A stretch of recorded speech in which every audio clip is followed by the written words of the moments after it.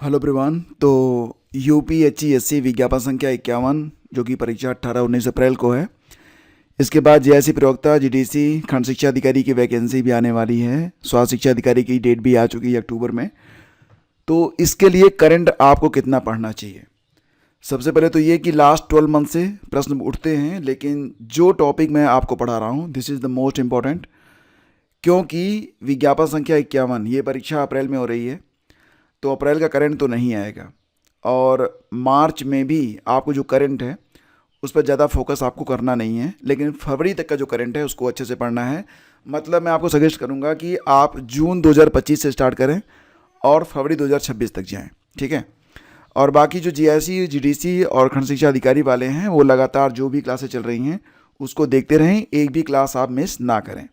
मुझे पता है कि मैं बहुत डेप्थ में जाके जब पढ़ाता हूँ, क्लास थोड़ी लंबी होती है, तो बहुत सारे लोग क्लास पूरी नहीं देखते हैं।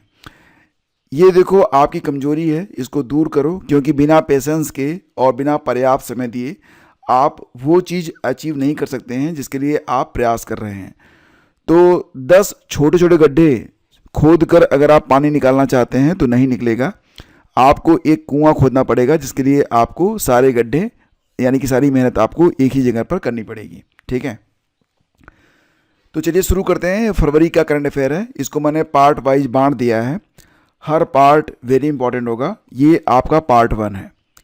तो स्टार्ट करते हैं। भारत का पहला, ये क्योंकि बहुत ही इंपॉर्टेंट है, क्यों?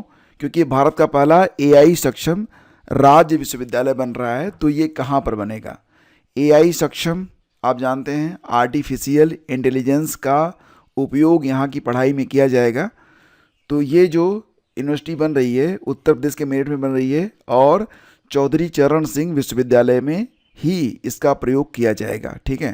तो ध्यान देना, भारत का पहला एआई सक्षम राज्य विश्वविद्यालय कौन सा बन गया है? तो मेरठ का चौधरी चरण सिंह विश्वविद्यालय। भारत का पहला एआई केंद्रित एसईजेड मतलब ये होता है आपका एसईजेड स्पेशल इकोनॉमिक जोन। ये किस शहर में स्थापित किया जा रहा है? तो दोस्तों याद रखना, ये नवा रायपुर यानी कि छत्तीसगढ़ में स्थापित किया जा रहा है। रुद्र सशस्त्र हेलीकॉप्टर उड़ाने वाली भारतीय सेना की पहली महिला पायलट ये हैं हंसजा शर्मा। और इम्पॉर्टेंट क्यों है? क्योंकि ये जम्मू कश्मीर की रहने वाली हैं, ठीक है। और ध्यान देना कि ये जो रुद्र आर्म्ड हेलीकॉप्टर है, सशस्त्र हेलीकॉप्टर है, इसका निर्माण हिंदुस्तान एरोनॉटिकल लिमिटेड कंपनी के द्वारा किया गया है। Global soft power index 2026। देखो फ्रेंड्स, मैंने आपको पढ़ाया था कि ग्लोबल फायर पावर इंडेक्स होता है, ये है सॉफ्ट पावर। फायर पावर में हम देखते हैं कि कोई भी देश सेना के मामले में और हथियारों के मामले में कितना सक्षम है। सॉफ्ट पावर का मतलब ये होता है कि कोई भी देश अपने सैन्य बल की जगह अपना जो कल्चर है, संस्कृति है, प्रतिष्ठा है और वैल्यू के माध्यम से दूसरे लोगों को कितना आकर्षित कर सकता है। तो इसमें जो है टॉप 3 हैं इस प्रकार से। पहले स्थान पर आपको अमेरिका, दूसरे स्थान पर चीन और तीसरे स्थान पर जापान मिलेगा। भारत का स्थान जो है ये इस लिस्ट में 32वां है। भारत का स्कोर 48 है 100 में। भारत जो है 48 नंबर के साथ 32वें स्थान पर है, ठीक है। और इसको जारी कौन करता है? तो ब्रांड फाइनेंस इसको जारी करता है, ठीक है। अगला क्वेश्चन है कि HAL, देखो बात यहाँ पर फिर आ गई, हिंदुस्तान एरोनॉटिकल लिमिटेड जिसने रुद्र आर्म्ड हेलीकॉप्टर को बनाया था, उसी के बारे में बात हो रही है। तो HAL यानी कि हिंदुस्तान एरोनॉटिकल लिमिटेड ने किस देश की यूनाइटेड एयरक्राफ्ट कॉरपोरेशन के साथ SJ-100, ये एक हवाई जहाज़ है, तो ये एक वाणिज्यिक विमान है, इसके उत्पादन के लिए समझौता किया है। तो दोस्तों यहाँ पर हिंदुस्तान एरोनॉटिकल लिमिटेड और रूस की एक कंपनी है, दोनों मिलकर बनाएंगे SJ-100। हालांकि ये जो SJ-100 है इसका निर्माण जो है भारत में ही किया जाएगा। और ये क्या है? तो दोस्तों ये एक छोटा यात्री विमान है जिसकी क्षमता जो है 75 से लेकर 100 यात्रियों के बीच में रहेगी, ठीक है। SJ मीन्स इसे आप सुपर जेट कर लीजिए। थोड़ा और डिटेल में इसे कहना चाहें तो आप इसे सुखोई सुपर जेट के नाम से बुला सकते हैं, सुखोई सुपर जेट 100, ठीक है। देखिए हिंदुस्तान एरोनॉटिकल लिमिटेड ये स्थापित हुआ था 1940 में। इसका मुख्यालय मिलेगा आपको बेंगलुरु में। CMD कौन है? DK सुनील हैं। और ये भारत की 14वीं महारत्न कंपनी भी है, ठीक है ना। अगला क्वेश्चन है, किस देश ने अपनी स्वदेश निर्मित पनडुब्बी जिसका नाम है नरवाल, तो नरवाल ये इस देश ने खुद ही बनाई है, स्वदेश निर्मित है।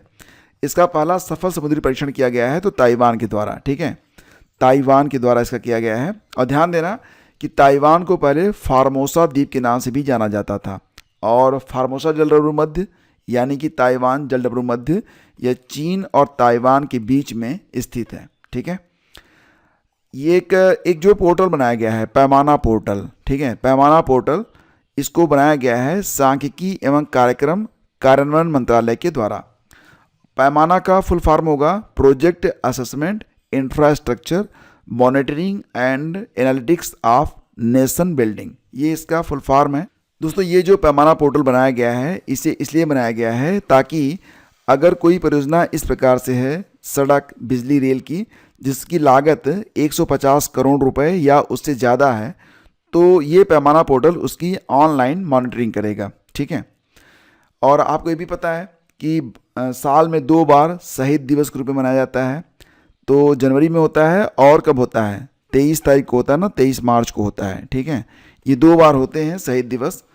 तो दोस्तों यहाँ पर शहीद दिवस 30 जनवरी को मनाया जाता है क्योंकि इसी दिन 1948 में नाथूराम गोडसे ने गांधी जी की हत्या कर दी थी।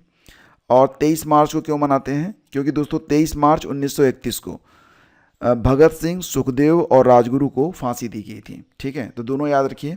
अगला है कि भारत ने किस राज्य के लिविंग रूट ब्रिज को यूनेस्को में शामिल करवाने के लिए 2026-27 सत्र के लिए नामांकन किया है। तो दोस्तों ये जो लिविंग रूट ब्रिज होता है ना, ये समय के साथ और भी मजबूत होता चला जाता है। हालांकि इसे बनाने में भी लगभग 10 से 15 साल का समय लग जाता है। और ये जो ब्रिज होता है ये मेघालय में बनाया जाता है, ठीक है। आप देख रहे हैं यहाँ पर क्या होता है कि 2 पेड़ होते हैं, ठीक है, इनकी जड़ों को आपस में ऐसे उलझाते हैं कि ये एक पुल की तरह बन जाते हैं और समय के साथ ये जड़ें और मजबूत होती चली जाती हैं।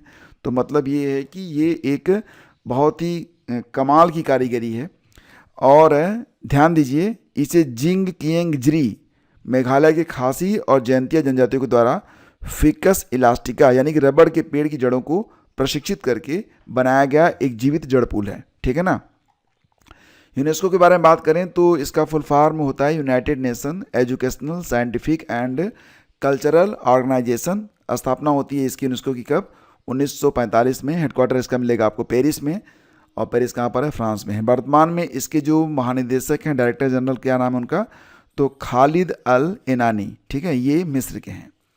31 जनवरी 2026 को राष्ट्रीय महिला आयोग का कौन सा स्थापना दिवस मनाया गया, तो 34वां। तो राष्ट्रीय महिला आयोग की नियुक्ति के 34 साल हो चुके हैं। दोस्तों आपको पता होगा कि राष्ट्रीय महिला आयोग एक संवैधानिक संस्था है और वर्तमान में इसकी जो अध्यक्ष हैं ये विजया किशोर राहटकर हैं, ठीक है। और इसमें 7 सदस्य होते हैं विद प्रेसिडेंट के साथ। अगला पॉइंट है कि किस भारतीय टीम के पूर्व कोच माइकल नोबल का निधन हो गया है। दोस्तों माइकल नोबल का निधन हो गया है। ये हॉकी टीम के पूर्व कोच थे और ये ऑस्ट्रेलिया से थे। वर्तमान में भारतीय महिला हॉकी टीम के कोच ये नीदरलैंड के हैं, क्या नाम है, सोजर्ड मारिजाने। और भारतीय पुरुष हॉकी टीम के कोच हैं कौन, साउथ अफ्रीका के क्रैग फुलटन। दोनों ही इम्पोर्टेंट हैं। और आपको ये भी पता है कि ऑस्ट्रेलियन ओपन 2026 भी खेला गया था और फरवरी में ही इसका परिणाम भी आया था। तो दोस्तों ऑस्ट्रेलियन ओपन 2026 ध्यान दीजिएगा, यह साल का पहला ग्रैंड स्लैम होता है। इसमें मेन सिंगल्स के विजेता बने हैं कार्लोस अल्काराज जो कि स्पेन से हैं, और इन्होंने किसको हराया, तो नोवाक जोकोविच को हराया जो कि सर्बिया से हैं, ठीक है।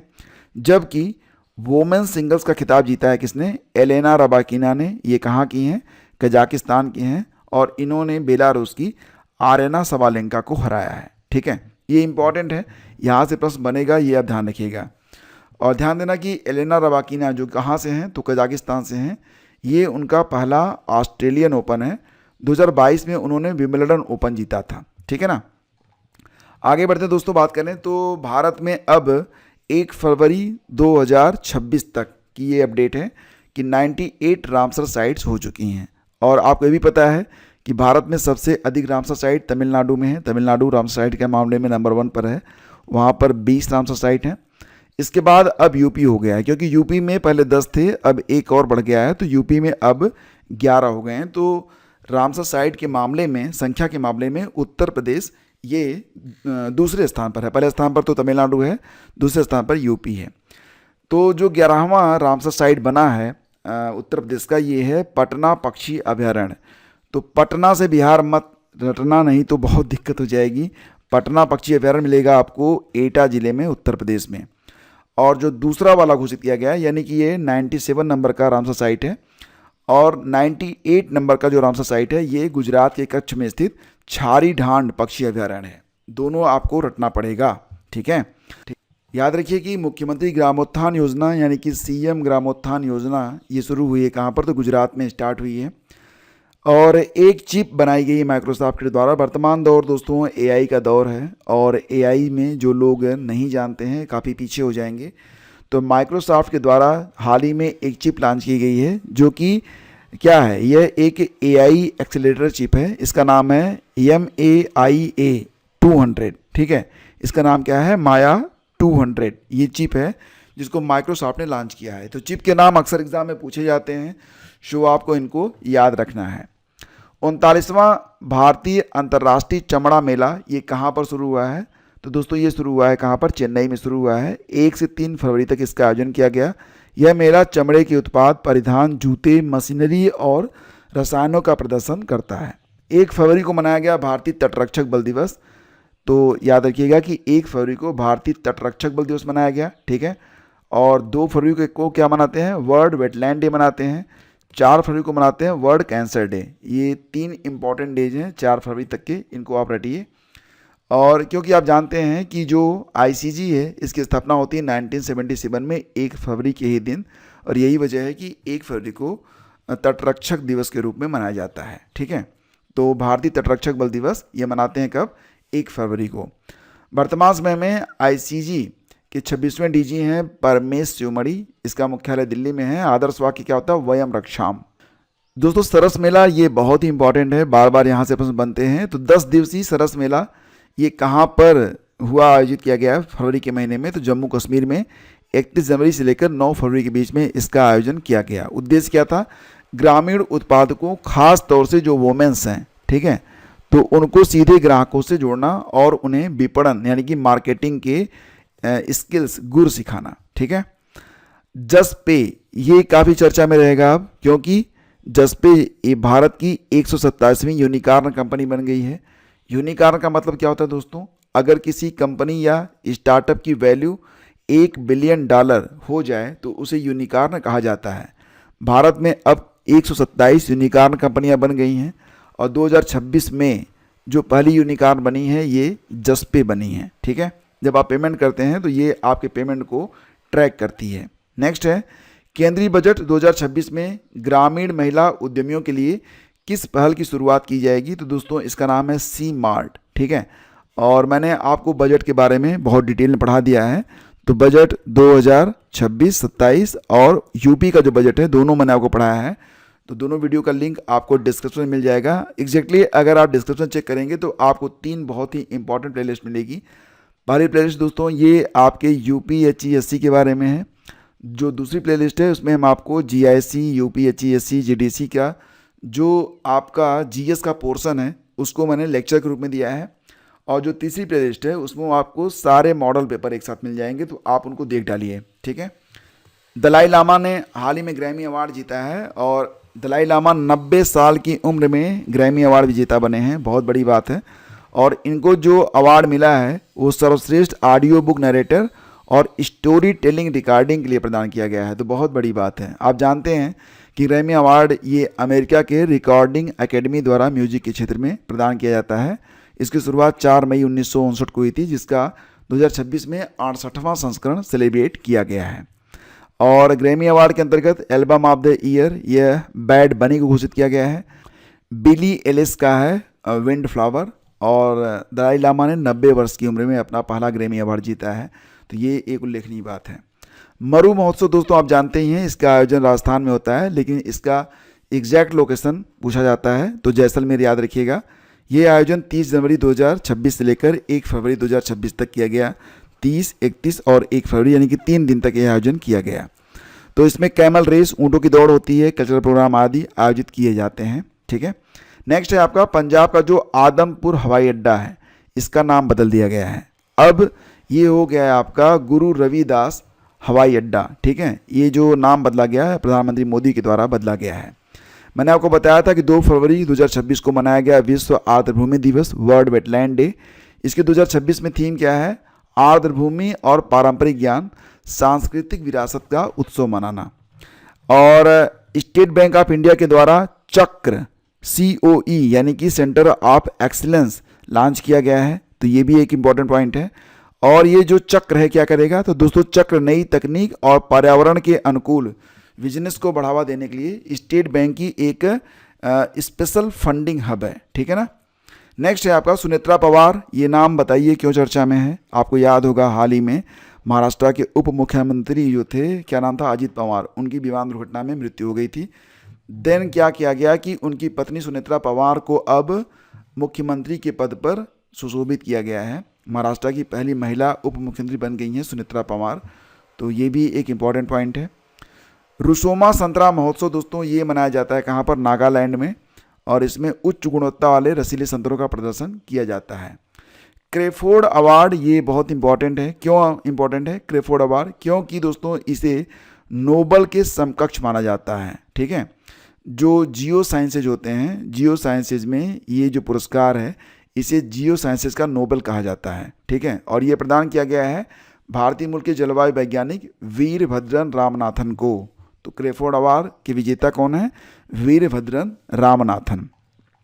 थाईपुसम महोत्सव 2026, इसका आयोजन तमिलनाडु में किया गया। और ये जो महोत्सव है थाईपुसम, ये भगवान मुरुगन को समर्पित है। खंजर अभ्यास, इसका 13वां संस्करण 4 से 17 फरवरी तक असम में आयोजित किया गया। यह अभ्यास भारत और किर्गिस्तान के बीच में आयोजित होता है। इसकी शुरुआत होती है 2011 में, और ये अल्टरनेट, मतलब जैसे कि इस साल भारत में हुआ तो अगले साल ये कहाँ पर होगा? किर्गिस्तान में होगा।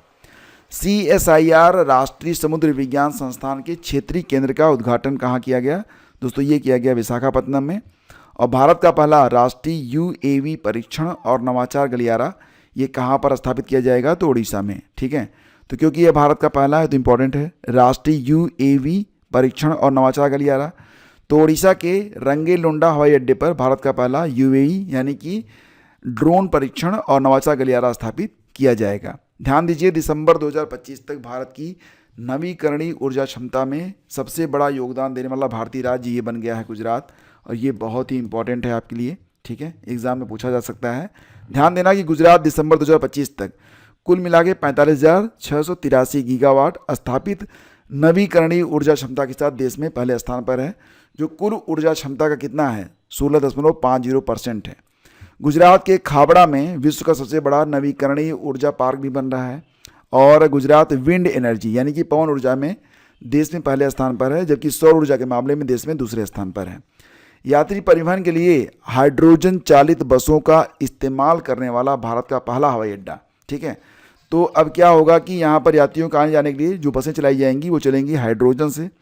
तो ये जो बसें हैं ये कोचीन या कोच्चि इंटरनेशनल एयरपोर्ट पर स्टार्ट की गई हैं। ध्यान दीजिए ये कोच्चि इंटरनेशनल एयरपोर्ट और Kerala hydrogen valley innovation cluster foundation के बीच इसके लिए एक समझौता किया गया, ठीक है। विश्व सरकार शिखर सम्मेलन 2026, ये बात रट लेना कि जब भी आए विश्व सरकार शिखर सम्मेलन, इसका आयोजन प्रतिवर्ष कहाँ पर होता है? तो दुबई में ही होता है। तो इस बार भी दुबई में ही हुआ, 3, 4 और 5 फरवरी को 13वां संस्करण था। उद्देश्य क्या होता है? आर्थिक, सामाजिक और तकनीकी चुनौतियों से निपटने के लिए सरकारी नीतियों को मजबूत करना और अंतर्राष्ट्रीय सहयोग को बढ़ावा देना। इस साल की थीम है शेपिंग फ्यूचर गवर्नमेंट, ठीक है।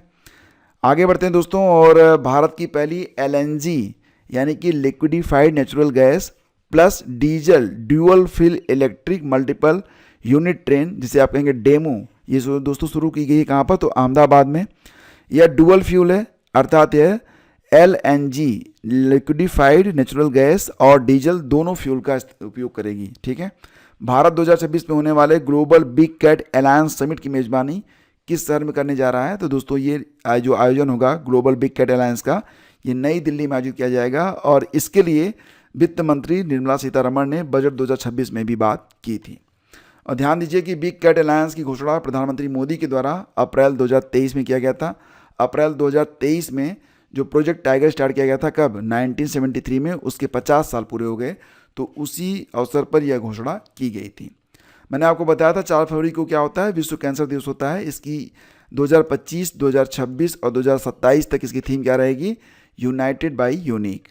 रक्षा मंत्रालय ने यंत्र इंडिया लिमिटेड को कौन सा दर्जा प्रदान किया, तो दोस्तों फरवरी के महीने में रक्षा मंत्रालय ने यंत्र इंडिया लिमिटेड को मिनी रत्न कैटेगरी 1 का दर्जा प्रदान कर दिया है। ठीक है। और विंग्स इंडिया अवार्ड 2026 के अंतर्गत वर्ष के सर्वश्रेष्ठ हवाई अड्डे का पुरस्कार जीता गया दिल्ली एयरपोर्ट के द्वारा। ये एशिया का सबसे बड़ा सिविल एविएशन प्रोग्राम है और ये 28, 29, 30, 31 जनवरी 2026 तक बेगमपेट हवाई अड्डे पर आयोजित किया गया। बेगमपेट हवाई अड्डा मिलेगा आपको हैदराबाद में। तो दोस्तों ये था आपका फरवरी का पार्ट 1। अभी आपके आने वाले समय में 3-4 पार्ट और होंगे और फिर एक मास्टर लेक्चर मैं आपको दूंगा। लेकिन मैंने इसे पार्ट में इसलिए बांटा है क्योंकि सारी चीज़ें जब आप एक साथ पढ़ते हैं ना, रिवीजन के लिए वो बेस्ट होता है लेकिन याद करने के लिए बेस्ट नहीं होता है। तो इसलिए मैंने आपको थोड़ा थोड़ा बताया है ताकि आप चीज़ों को रट पाएँ, उनको आत्मसात कर पाएँ, उनका रिवीजन कर पाएँ। ठीक है, बने रहिए हमारे साथ, मिलते हैं आपसे अगले वीडियो में। और जो प्रैक्टिस मैं आपको करवा रहा हूँ, सारे प्रैक्टिस सेट, वो आप ज़रूर कर लीजिए। एग्ज़ाम में इससे ज़्यादा पढ़ने की आपको आवश्यकता नहीं पड़ेगी। यकीनन जो भी प्रश्न आएंगे सारे प्रश्न आपको यहाँ से मोस्टली मिल जाएंगे। ठीक है, थैंक यू। और पेड ग्रुप ज्वाइन करना चाहते हैं जहाँ पर आपको सारी PDF, पर्सनल प्रोग्राम, आपको सारी चीज़ें दी जाती हैं, तो आप डिस्क्रिप्शन चेक कर सकते हैं। Thank you.